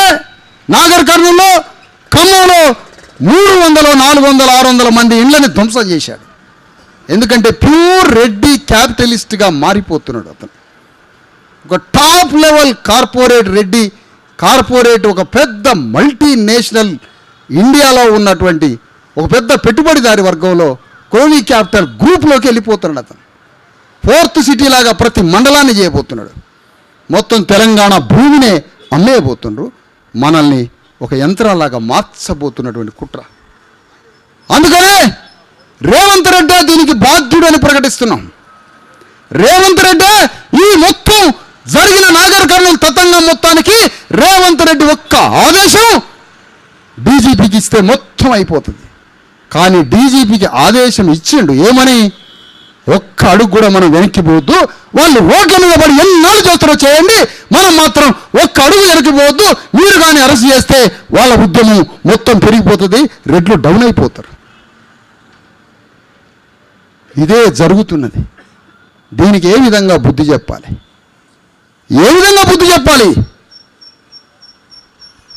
మన పోరాటం ఆపొద్దు. ప్రెషర్ గ్రూప్గా పోరాడాల్సిందే. పొలిటికల్ పవర్ గ్రూప్లో కూడా యుద్ధం చేయాల్సిందే భవిష్యత్తులో. అందుకనే ఈ మొత్తం రాజ్యంలో బీసీ ఎస్సీ ఎస్టీలమంతా ఈరోజు ఒకతాటి మీదకి వస్తున్నారు. ఉన్న సిస్టంలో కూడా, ఉన్న వ్యవస్థలో కూడా నువ్వెందుకైతే సర్పంచ్ మా గౌలోలు కావద్దా, సాగలోలు కావద్దా, మంగళోలు కావద్దా అని రాజ్యంలో 2 ఎన్నికలు జరిగితే ఉన్న వ్యవస్థలోనే తిరుగుబాటు చేసి విత్ ఇన్ ద కాంగ్రెస్ సిస్టంలోనే బీసీ ఎస్సీ ఎస్టీలు రెవల్యూషనరీగా మారి 80% బీసీ ఎస్సీ ఎస్టీ సర్పంచులు, ఉప సర్పంచులు గెలుచుకున్నారు. కౌన్సిలర్లు, చైర్మన్లు కూడా గెలుచుకున్నారు. కానీ ఉన్న వ్యవస్థ నుంచి బయట వ్యవస్థలో కూడా విప్లవం తీసుకురావాల్సిన అవసరం ఉంది మన మీద. మొన్నటిదాకా తెలంగాణ గడ్డ మీద రాలే విప్లవం, యజమానే దేవుడు అనుకున్నాం. కానీ ఇప్పుడు తెలంగాణ గడ్డ మీద ఒక విప్లవం వస్తుంది. అగ్రకులాలని 100% కలుపుకుంటాం. ఎందుకు కలుపుకో? అగ్రకులాలు మానవీయ కోణంతో తమ మెట్లను దిగి సామాజిక న్యాయం వైపు మద్దతు పలికిన ప్రతి ఒక్క వ్యక్తిని మన ఉద్యమంలో కలుపుకోవడానికి సిద్ధపడండి అని కోరుతా ఉన్నా. ఇక్కడి నుంచి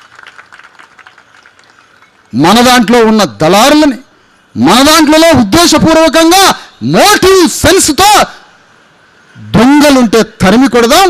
బయట నుంచి మనకు మద్దతు తెలియజేసే వాళ్ళని మనం ఆహ్వానిద్దాం. అందుకనే ఈరోజు ఈ ఒక్క సంఘటన, నాగర్ కర్నూలు సంఘటన ఎంత ఘోరం, ఎంత ఘోరం. కుటుంబం మీద ఉల్టా కేసు పెట్టి, పాపను చంపి, వారం 10 రోజుల నుంచి వాళ్ళని హింసపెట్టి, హైదరాబాద్ వచ్చిన డీజీపీ నుంచి న్యాయం ఏమీ జరగక చివరికి ఇన్ని రోజులు ఇన్ని కమిషన్ల ముందు పట్టుకొని ఆ కమిషన్ దగ్గరికి, ఈ కమిషన్ దగ్గరికి, ఆటోలల్లా, బస్సులల్లా, కార్లల్లా ఆడికి తిరిగి ఈడికి తిరిగి వాంతులై తల్లికి, అమ్మాయికి వామిటింగ్స్, తినలేకపోవటం, గంటల తరబడి వేదికల మీద కూర్చోబెట్టడం, అక్కడ శిబిరం దగ్గర రోజుల తరబడి కూర్చోబెట్టడం, పొద్దున్న లేస్తే సాయంత్రం దాకా ఉద్యమాల్లో ఉండాలమ్మా అని వేదిక మీద కూర్చోబెడతాను. మీ అందరి ముందు అడుగుతున్న వాళ్ళని క్షమించమని అడుగుతున్నాను. ఈ పోరాటంలో నేను అంతే కూర్చోబెడుతున్నాను, నన్ను క్షమించండి. కానీ న్యాయం కోసం తప్పదు యుద్ధం. నువ్వు బాధితురాలివు అమ్మా, నువ్వు బాధితురాలివు కదా, నువ్వు కష్టపడుతున్నావు. కానీ నీతో పాటు ఇలా రాష్ట్రం అంతా లక్షలాది మంది నీకు మద్దతు పలుకుతున్నారు కదా, ఇది ఎంత గొప్ప విషయం. ఎవరు వాళ్ళు? నీ బిడ్డ చనిపోతే వాళ్ళందరూ ఏడుస్తున్నారమ్మా బయట లోకం అంతా, నీ బిడ్డ చనిపోతే. అందుకనే నీ గర్భశోకానికి సమాధానం కావాలి. నీ గర్భశోకానికి సమాధానం కోసం వెతికే మానవయ్య హృదయం ఉన్న వాళ్ళు ఉన్నారు సంఘంలో. వాళ్ళందరినీ ఏడ్చి కూర్చి, వాళ్ళందరినీ పోగేసి ఈ ఉద్యమాన్ని మరింత ఉధృతం చేద్దాం. బయలుదేరాల్సిందే. ఎక్కడో ఒకళ్ళు కాంప్రమైజ్ కావద్దు. జీవితంలో చరిత్రలో నిలబడాలంటే ఫైటింగ్ చేయాల్సిందే, ట్రూత్ మాట్లాడాల్సిందే, సత్యం మీద నిలబడాల్సిందే. సత్యం మీద మాట్లాడకపోతే, సత్యాన్ని యుద్ధంలో దిగకపోతే, సత్యాన్ని విశ్రాంతిలో పెడితే అవుట్ అయిపోతుంది, సత్యం కిల్ అయిపోతుంది ప్రపంచం. అందుకని మిమ్మల్ని అందరిని అడుగుతున్నా, ఈరోజు ఒక దుర్ఘటన, ఇది కుమెరలో జరిగినటువంటి దుర్ఘటన. ఆ గ్రామంలో ఉన్న ఏ ఒక్క రెడ్డిని అరెస్ట్ చేయలేకపోతుంది రాజ్య వ్యవస్థ. ఏ ఒక్కళ్ళని రిమాండ్ చేసి ఈడ్చుకపోయి గుంజుకపోయి జైల్లో బారేయలేకపోతుంది. ఒకసారి జైళ్ళలో పోయి చూసిరండి, ఒకసారి పోలీస్ స్టేషన్లలో పోయి చూసిరండి. మన వాళ్ళ అవతారాలు 99% బీసీ ఎస్సీ ఎస్టీలో ఉంటారు. ఎందుకు? సోషల్ లిటరసీ తెలియక, సమాజంలో ఎట్లా బతకాలి, సమాజంలో ఏ విధంగా మూవ్ కావాలో సామాజిక జీవన విధాన అక్షరాస్యత తెలివని సామాజిక దోపిడీకి గురైతూ సోషలైజ్ కాని వర్గాలం. కాబట్టి ఈ సమాజంలో ఎట్లా బతకాలో తెలియదయ్యా మనకి. కాబట్టి కేసులు బుక్ అయితేనే మన మీద. రాజ్యాంగం వచ్చింది, చట్టం వచ్చింది, సిస్టమ్ వచ్చింది, ఎట్లా బతకాలో తెలియదు మనకి. అదనంటే స్ట్రైట్ ఫార్వర్డ్ మాట్లాడుతాను. అందుకని ఇది ఒక పెద్ద ఛాలెంజ్లో ఉన్నాం మనం. ఇలా బెదిరింపులు మా మీద ఎందుకు బెదిరిస్తున్నారు మమ్మల్ని? రీజన్ ఏంటి అసలు? ఎందుకు బెదిరిస్తున్నారు? న్యాయం కోసం పోరాడేవాడిని ఎందుకు బెదిరిస్తున్నావు? ఏం చేస్తారు మీరు చెప్పండి? కారణం ఏంటి బెదిరియడానికి కారణం? నా ప్రాణం కావాలా? ఎవరు ప్రాణం కావాలా మీకు? ఎన్ని రోజులు బెదిరిస్తారు? ఇట్లా ఎంతకాలం బెదిరిస్తారు?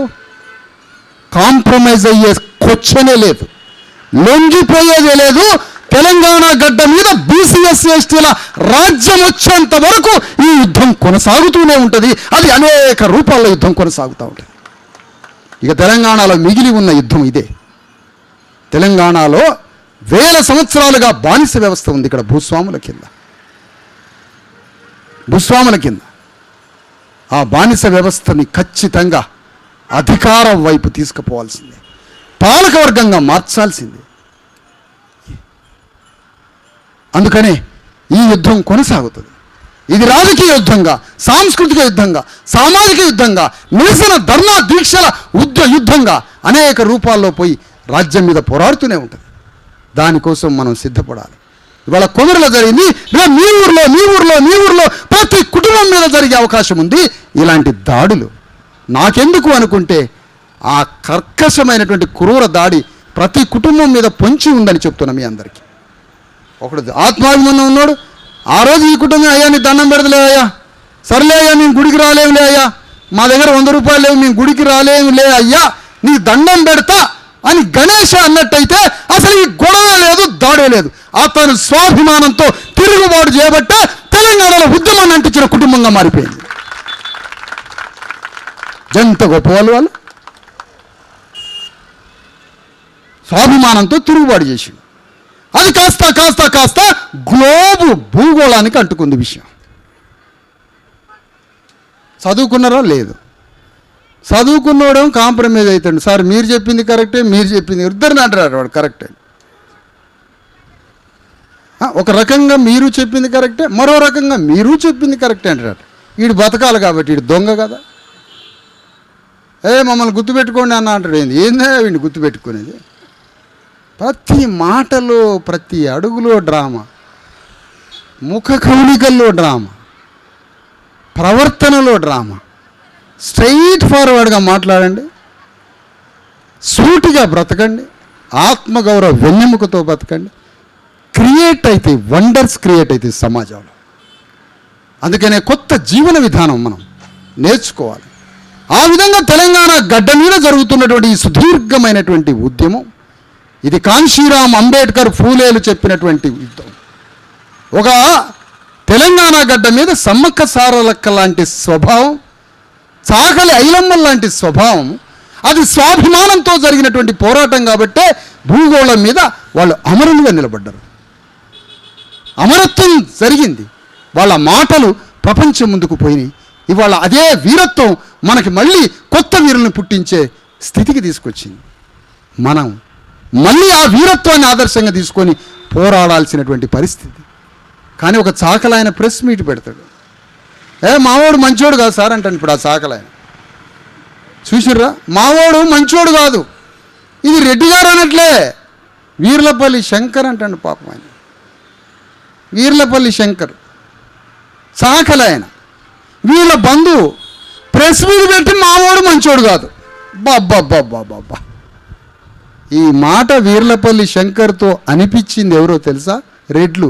ఎందుకు? రేపు రాబోయే ఎన్నికల్లో షాద్నగర్ అనే రెడ్డి కోటలో ఎవరో ఈ సాగలాయన అని సాగలాయన్ని బొందబెట్టడానికి రెడ్లు ఆడిచిన డ్రామాలో శంకర్ బలైపోయిండు. ఇది మేము చెప్తున్న మాట శంకర్ తరఫున. హౌలగాళ్ళకి ఇంకో రకంగా అర్థమైంది, పిచ్చినా కొడుకులకి ఇంకో రకంగా అర్థమైంది. శంకర్ బలైపోయింది ఇక్కడ.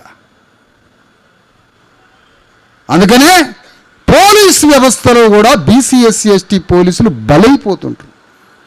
పెద్ద పెద్ద పోలీస్ అధికారులు లాగుంటారు, కానీ మీకు బ్రెయిన్ ఉండదు. నాకు తెలుసు ఆ విషయం. లేదా ఎదురు రూములు పెట్టి ఇట్లా గన్ను పెట్టి అటు తిరుగుతుంటారు. ఉత్తదే కేసులు అయ్యి. అందుకని నేనేమంటున్నానంటే, మనకు ఒక ఆత్మగౌరవం ఉన్నది, మనకు ఒక లెగసీ ఉంది, ఒక కల్చరల్ లెగసీ ఉంది.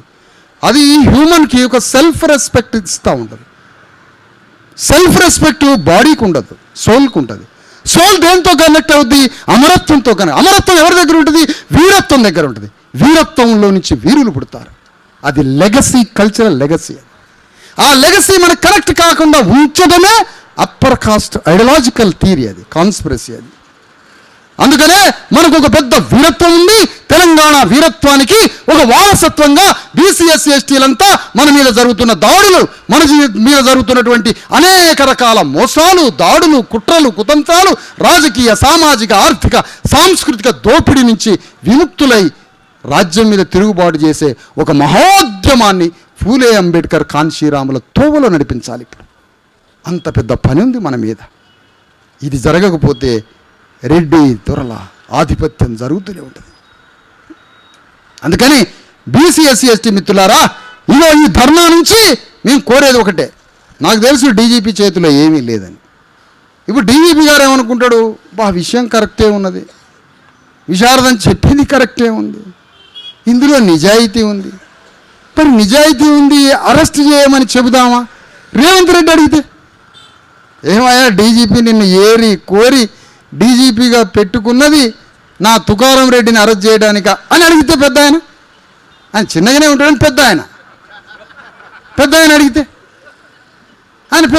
ఎట్లా అని వారి, ఎందుకంటే ఈ డీజీపీ గారు రిటైర్డ్ అయినాక మళ్ళీ వారిని ఏదైనా పబ్లిక్ సర్వీస్ కమిషన్ చైర్మన్గా చేయాల్సి వస్తుందిగా, మరి అది కావాలి కదా వారికి. కాబట్టి డీజీపీ గారు రేవంత్ రెడ్డి అనే పెద్ద ఆయన చెప్పిన దాకా వారు ఎలాంటి మాట వినరన్నమాట. వారు కింద పోలీసులకి చెప్పారన్నమాట. ఇంకా మావోడు కలవకొద్ది నాగర్ కర్నూలులో డిఎస్పీ ఉన్నాడు, చలాకీగా తిరుగుతుంటాడు పాపం ఆయన. వారు ఏమీ చేయలేరు పాపం. కానీ వారికి అంతరాత్మలో తెలుస్తూ ఉంది నెత్తురుకూడు తింటున్నాము అని. నెత్తురుకూడు అంటే బీట్రూట్ కర్రీ అనుకునేరు, మనుషుల రక్తంతో భోంచేయటం, మానవుడి రక్తాన్ని భోజనంగా మార్చుకోవడం. ఇది సిస్టంలో human cultural activity values death అయినప్పుడు రక్తపు కూడా తింటారు జనం. అదే జరుగుతుంది వాళ్ళ సమాజంలో. అందుకనే మిత్రులారా, ఈ ఉద్యమం అనేక కొత్త పాఠాలని సమాజానికి నేర్పించే ఉద్యమం అది. వీళ్ళందరినీ తీసుకొని హైదరాబాద్ తీసుకురావడం జరిగింది, డీజీపీ దగ్గరికి తీసుకురావడం జరిగింది, డీజీపీ తోటి 40 నిమిషాలు మాట్లాడటం జరిగింది. డీజీపీ న్యాయం చేస్తాను, విచారణ చేస్తాను అని అన్నారు. వారిని నమ్మి 6వ రోజు గడిచింది, వారి నుంచి ఏ ఆదేశాలు రాలే. ఎందుకంటే వారు పెద్ద ఆయన చెప్పినట్టు వింటారు. పెద్ద ఆయన అట్లనమాట. ఇది స్వార్థపులో, ఇది ఈ లెక్క అనమాట. అట్లా వారు డీజీపీ గారు సెలవు తీసుకున్నారు మన విషయంలో అనేది తేలిపోయింది. కానీ వారు సెలవు తీసుకున్నారు, మన పోరాటం ఆపకూడదు, మొత్తం పోలీసులు పాత్రధారులు మాత్రమే అని తేలిపోయింది. పోలీస్ అంతా పాత్రధారులు మాత్రమే, సూత్రధారి రేవంత్ రెడ్డియే అసలైన నేరస్తుడని ఈ సభాపూర్వకంగా మీ అందరి చప్పట్ల మధ్య తీర్మానం చేయడం జరుగుతూ ఉన్నది. అసలైన నేరస్తుడు రేవంత్ రెడ్డి. కర్ల రాజేష్ని అరెస్ట్ చేయకపోవడానికి రేవంత్ రెడ్డి నేరస్తుడు. ఖమ్మంలో ప్రొక్లైన్లు, బుల్డోజర్లు, జేసీబీలతో నేలమట్టం చేసి ధ్వంసం చేసి వేలాది కుటుంబాలకి ఇళ్ళని, వాకిళ్ళని, మొత్తం స్థలాలని లేకుండా వాళ్ళని బయటికి వెళ్ళగొట్టే క్రూరమైనటువంటి క్రోనో క్యాపిటల్తో భూస్థాపితం చేస్తున్నటువంటి నేరస్తుడు రేవంత్ రెడ్డి. తెలంగాణ గడ్డ మీద జరుగుతున్న ప్రతి దోపిడీకి బాధ్యుడు నేరస్తుడు రేవంత్ రెడ్డి. కానీ తాను పాట ఏమి రాయించుకున్నాడు? నల్లగొండ గద్దరట. ఆయన విప్లవకారుడా, పాలక వర్గాల సంకలల్ల ఎంటికలు తీసే మట్టి దులిపే కళాకారుడా? మరి తెలుసా? ఈ కళాకారుల పనేంటో అర్థం కావట్లే. వీళ్ళని రాజ్యాలకు తీసుకొచ్చేది ఈ కళాకారులే, రాజ్యాన్ని తీసుకొచ్చేది ఈ కళాకారులే. నీ పెద్ద కొడుకై వస్తాడట రేవంత్ రెడ్డి. పెద్ద కొడుకట ఆయన, మీకు పెద్ద కొడుకై వస్తాడట. పెద్ద కొడుకై వచ్చి పాపని చంపడానికి వచ్చిండు. పెద్ద కొడుకై వచ్చి కర్లరాయేసిని చంపిండు. పెద్ద కొడుకై రేవంత్ రెడ్డి వచ్చి ఖమ్మంలో భూస్థాపితం చేసిండు 1000 ఇండ్లని. పెద్ద కొడుక నీ గల్లా పట్టడానికి చిన్న కొడుకు బయలుదేరిండని రాసి పెట్టుకో. నీ గల్లా పట్టడానికి రాజ్యాంగం ద్వారా చిన్న కొడుకు బయలుదేరిండు. అడుగుతాం, సమస్య లేదు అడుగుతాం. నువ్వు చూసిన ఉద్యమాలు కాదు, పాత దళిత ఉద్యమాలు, పాత కుల ఉద్యమాలు కాదు. ఇది అంబేద్కర్, ఫూలే, కాన్షీరామ్ రాడికల్ ఫిలాసఫీతో వస్తున్నాం యుద్ధానికి. ఏం మాట్లాడుతున్నావా? చిన్న రేవంత్ రెడ్డిని కూడా డీల్ చేయలేరా మీరు? ఎందుకు బతుకుమంది అంటనా? దేనికంటనా? రేవంత్ రెడ్డి ఆత్మగౌరవం ఉన్నాడు 100%. ఎక్కడా? కేసీఆర్ మీద యుద్ధం చేసి రాజయ్యండు. నాకు ఆత్మగౌరవం ఉంది నీ మీద యుద్ధం చేసి సమాధి చేయడానికి. ప్రతీకారం. ఆత్మగౌరవం ఇచ్చేది ప్రతీకారం. ఆత్మగౌరవం భోజనం పెట్టదు, ప్రతీకారం పెడుతుంది. ప్రతీకారం పెడుతుంది. ఆత్మగౌరవం మానవుడికి ఇచ్చేది వీరత్వాన్ని. ఆత్మగౌరవం నుంచి వీరత్వము, ప్రతీకారం ఇచ్చి శత్రువుని ఐడెంటిఫై చేసి కిల్ చేసి అక్కడ నీ అస్తిత్వాన్ని, భాగస్వామ్యాన్ని, వాటాన్ని, ప్రాతినిధ్యాన్ని, అక్కడ నీ వాల్యూని సృష్టిస్తుంది వీరత్వం, ఆత్మగౌరవం, ప్రతీకారం. అందుకనే social life, cultural life, political life ఈ లేకుండా బతుకుతారా భూవ నీళ్ళ కోసం రోజు? ఇదే నా పని. ఎండగొట్టగానే పోతూనే ఉన్నారు లోపలికి. పోండి. వాని భూమిలో పని చేయడానికి ఎండ లేదు, వాన లేదు. మన అయ్యలకి అమ్మలకి ఈడ ఎండగొట్టించేసరికి ఉరుకుతా ఉన్నారు కుర్చీలు వదిలిపెట్టి. అందుకనే తెలంగాణలో ఇంత పెద్ద ఘోరం జరుగుతున్న దాంట్లో మిస్టర్ రేవంత్ రెడ్డి వాడు లోకమంతను జయించను ఆత్మను కోల్పోయాను అన్నట్టుగా నువ్వు దేశాలు తిరుగుతున్నావు, ఉప ఎన్నికల్లో గెలుస్తున్నావు, 1000 కోట్లు ఖర్చు పెడుతున్నావు, రాహుల్ గాంధీ పిచ్చోడిని కోతిలాగా తాడు కట్టుకొని ఆడిస్తున్నావు, నీ చుట్టూ మొత్తానికి అన్నింటినీ మేనేజ్ చేస్తున్నావు, థ్రెట్ చేస్తున్నావు. ప్రతి చోట భౌతికంగా విజయం సాధించి ఆత్మని చంపుకొని ఆత్మతో ఆత్మహత్య చేసుకుంటున్నాడు రోజు. ఒక్కసారి నీ ఆత్మని గెలిపించుకో. మౌనిక బిడ్డని చంపిన వాడిని అరెస్ట్ చేయి. అరెస్ట్ చేసి నీ ఆత్మని గెలిపించు, నీ అంతరాత్మని గెలిపించు. ఒక్కసారి ఆత్మని చంపుకొని రోజు పండుకుంటున్నావుగా, నువ్వు నిద్రపోతున్నావుగా. నువ్వు నిద్రపోతున్నావు. నువ్వు ఎంత కళకళలాడినా నీ సావు ప్రేత కళ కనిపిస్తూనే ఉంది. నాకు ప్రేత కళ కనిపిస్తుంది. ఎందుకంటే లోపట సోల్ డిమాండ్ చేస్తూ ఉంది. లోపట సోల్కి ట్రూత్ తెలుస్తూ ఉంది.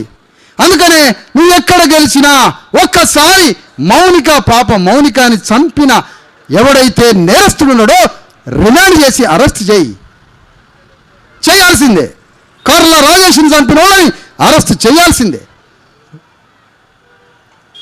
ఇక్కడ పోతే ఖమ్మంలో భూములు, ఆస్తులు, ఇళ్ళు, పేదలందరినీ ఆడిపోతే కలెక్టర్ గారు కలిసిండు ఖమ్మం జిల్లా ఏంటి సార్ అక్కడ ఆయనకి తెలుగు రాదట పాపం.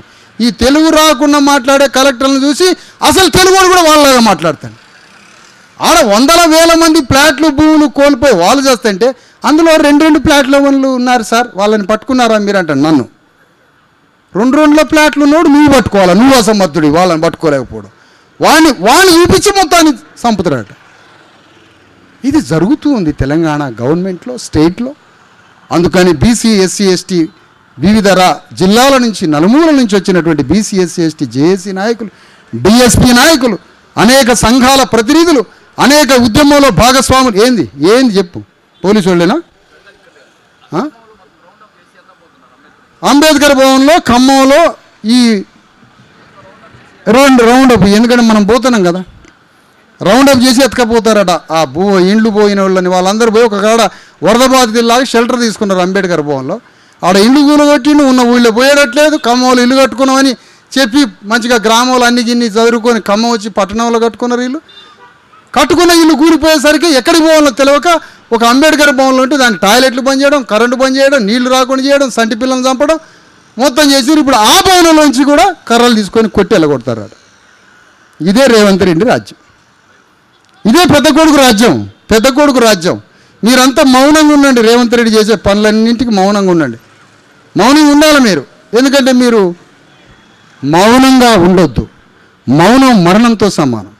మౌనంగా ఎవరుంటారా? ఎవరన్నా ఉంటే బట్టి విక్రమార్క ఉంటాడు మౌనంగా, మూగ అంతడు కాబట్టి. ఇక్కడ వచ్చింది అణగారిన వర్గాలు. ఆయన ఉప ముఖ్యమంత్రి అయింది ఎస్సీ వర్గం నుంచి, అణగారిన వర్గాల నుంచి ఆయన ఉప ముఖ్యమంత్రి. మన ఫోకస్ అంతా రేవంత్ రెడ్డి మీద పోతుంది. కానీ అణగారిన వర్గాల నుంచి ఉప ముఖ్యమంత్రి ఉన్నాడు. ఆయన మూగ హంతకుడు, మౌన హంతకుడు. ఏమీ మాట్లాడ్డాడు, ఏ కాంట్రవర్సీలోకి పోడు. మొత్తంగా వెరిసి తెలంగాణ గడ్డ మీద భారత రాజ్యాంగాన్ని రివైవ్ చేయాలి, పునర్జీవింపజేయాలి. భారత రాజ్యాంగం చెప్పినట్టుగా, మహనీయులు చెప్పినట్టుగా రాజ్యాంగ విలువల్ని తెలంగాణ గడ్డ మీద స్థాపించితేనే మానవ జీవితక మనుగడ. కాబట్టి రేవంత్ రెడ్డి సిస్టంలో పార్ట్, ఈ వ్యవస్థకు ఒక ప్రతినిధి. అతను దోపిడీ చేసే అప్పర్ కాస్ట్ సిస్టమ్కి ఆయన రిప్రజెంటేటివ్. కేసీఆర్ కూడా ఒక ప్రతినిధి, రేవంత్ రెడ్డి ఒక ప్రతినిధి. బీజేపీ పార్టీ వాడు పత్తాలు ఎడియాల. ఏమయ్యా బండి సంజయ్, అసలు నిన్ను ఎవడన్నా దేశానికి ఒక హోంమంత్రి అనుకుంటారా? నేనైతే ఇప్పటివరకు అనుకోలేదు. ఎవడ నాకు ఇందాక గుర్తు చేసి ఈయన హోంమంత్రి అన్న, నేను హోంమంత్రి ఆయన హోంమంత్రి అంటున్నా. ఇన్ని విషయాల్లో జోక్యం కల్పించుకున్నావు కదా నువ్వు, పిచ్చి పిచ్చిగా ఎట్లా మాట్లాడతావు కదా, ఇన్ని విషయాల్లో జోక్యం కల్పించుకున్నావు కదా. ఈ పాప చచ్చిపోయింది కదా, వచ్చినావా? ఈ పాప విషయాన్ని నువ్వు కేంద్రం దృష్టికి ఎందుకు బీజేపీ తీసుకుపోలేదు? రేవంత్ రెడ్డి ఫెయిల్యూర్ అయిపోయిండు. పాపను చంపిన పోలీసులు ఇక్కడ తెలంగాణ గడ్డ మీద అట్టర్ ఫెయిల్యూర్ అయి నిందితులను ఇంతవరకు అరెస్ట్ చేయలేదని రాష్ట్రం నుంచి బీజేపీ వాళ్ళు కేంద్రానికి తెలియజేసిర్రా? ఎందుకంటే మీరంతా ఒకటే కాబట్టి. అందుకని ఈ సందర్భంగా తెలియజేస్తున్నాం మిత్రులారా, తెలంగాణ రాష్ట్రంలో రాజ్యాంగం ధ్వంసమైపోయింది. రెడ్డి రాజ్యం నడుస్తూ ఉంది. అందులో మంచి రెడ్లకు కూడా చెడ్డ పేరు తెచ్చేటట్టుగా చెడ్డ రెడ్లంతా చెలరేగిపోతున్నారు. అందులో ఉన్న మంచి రెడ్లని మనం తీసుకుందాం. వెలమ రాజ్యంలో అంత ధ్వంసమైనట్టే అందులో నుంచి ఉన్న మంచి వెలమలను తీసుకుందాం. సామాజిక న్యాయం వైపు అడుగులేసే వాళ్ళని కలుపుకుంటూ ఈ రాష్ట్రంలో తెలంగాణ గడ్డ మీద బీసీ ఎస్సీ ఎస్టీల రాజ్యాన్ని స్థాపించడానికి, మన మీద దాడులను నిరసించడానికి, రాజ్యాంగ విలువలతో కూడిన తెలంగాణ రాజ్యాన్ని మనం నిర్మాణం చేయడానికి బీసీ ఎస్సీ ఎస్టీ మిత్రులంతా, బంధువులంతా, వివిధ కులాలంతా, రజకులు ఇంతమంది ఈరోజు విప్లవాత్మకంగా ఆలోచిస్తున్నటువంటి, భాగస్వాములు అవుతున్నటువంటి వాళ్ళు, అనేక సంఘాల ప్రతినిధులు అందరం కలిసి మూకుమ్మడిగా ఒక్కటై తెలంగాణలో జరుగుతున్న ఈ తీవ్ర అన్యాయ దోపిడీలను ఎదిరిస్తూ మన రాజ్యాన్ని స్థాపించడానికి మనమంతా సిద్ధం కావాలని ఈ సభలో జరుగుతున్నటువంటి తీర్మానం 5-6 డిమాండ్లు పెడుతున్నాం. మీ చప్పట్ల ద్వారా పెట్టండి. బాధిత కుటుంబానికి ₹1 కోటి ఎక్స్గ్రేషియా 5వ గ్యారంటీగా ఇవ్వండి. 5వ గ్యారంటీ. మొదటి ఏమిటి? నిందితులైనటువంటి నేరస్తుల మీద మర్డర్ కేసు నమోదు చేయాలి. మర్డర్ కేసు నమోదు చేయాలి. మర్డర్ కేసు నమోదు చేయాలి. మర్డర్ కేసు నమోదు చేయాలి. రెండవ తీర్మానం, ఈ సభ తీర్మానం రెండవది, ఎస్సీ ఎస్టీ అట్రాసిటీ కేసు నమోదు చేయాలి. మూడవది, మహిళా సెక్షన్స్ వాళ్ళని అబ్యూజ్ చేసినందుకు మహిళా సెక్షన్స్ నమోదు చేయాలి. మూడవది, అటెంప్ట్ మర్డర్ కేసులు నమోదు చేయాలి. ఆ తర్వాత మరొకటి, ₹1 కోటి ఎక్స్గ్రేషియా, ఒక ఇల్లు, ఒకళ్ళకి ఉద్యోగం. ఆ మూడింటిని కల్పించాలి. ఇవన్నీ రేవంత్ రెడ్డి చేయించి రేపే సంకలలో చేతులు పెట్టుకొని సింగంలాగా జీవులకు వాళ్ళని కట్టుకొని ఉరికిచ్చి వాళ్ళని తీసుకుపోయి రిమాండ్ చేసి జైల్లో పడేయాలని రేవంత్ రెడ్డిని ఏకగ్రీవంగా తీర్మానం చేసి అడుగుతున్నాం ఈ సభ నుంచి.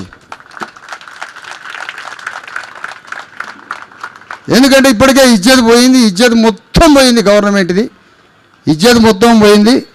తీయడానికి నేను ప్రధాన పాత్రగా తిరుగుతూ ఉంటా రాష్ట్రం అంతా. ఏం చేసుకున్నా పర్వాలేదా, మీరు ఏం చేసుకున్నా పర్వాలే, పెద్ద మాకు ఏం సెక్యూరిటీలు కూడా ఏమి ఉండవు. ఈ యుద్ధం బ్రహ్మాండంగా కొనసాగుతుంది.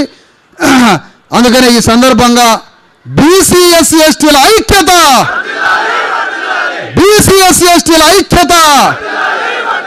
భారత రాజ్యాంగం